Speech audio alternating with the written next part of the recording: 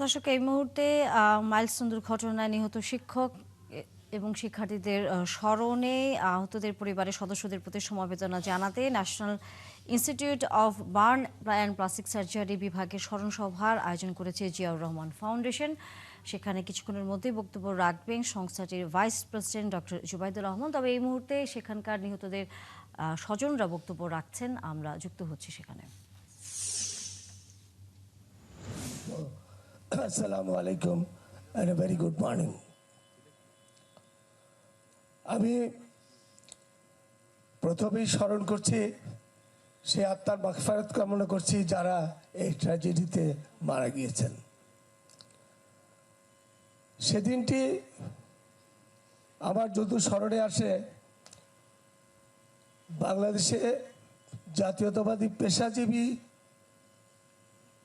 একটি বৃহত্তম সমাবেশ ছিল ইঞ্জিনিয়ারিং ইনস্টিটিউটে।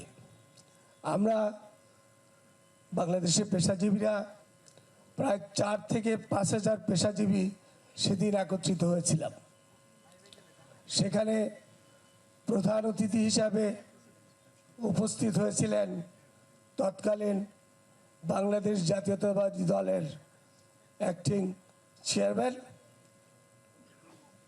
বর্তমান প্রধানমন্ত্রী জনাব তারেক রহমান। মাইলস্টোন ট্র্যাজেডি সম্বন্ধে আমরা যারা সেখানে উপস্থিত ছিলাম আমরা জানতাম না। আমরা ব্যস্ত ছিলাম সেই অনুষ্ঠানটি সফল করার জন্য। হঠাৎ করেই আমাদের কাছে খবর আসে যে জনাব তারেক রহমান নির্দেশ দিয়েছেন যে উত্তরায় একটি স্কুলে একটি বিমান বিধ্বস্ত হয়েছে, সেখানে অনেক বাচ্চা নিহত হয়েছেন এবং অনেক বাচ্চা বিভিন্ন হাসপাতালে চিকিৎসার জন্য ছোটাছুটি করছেন।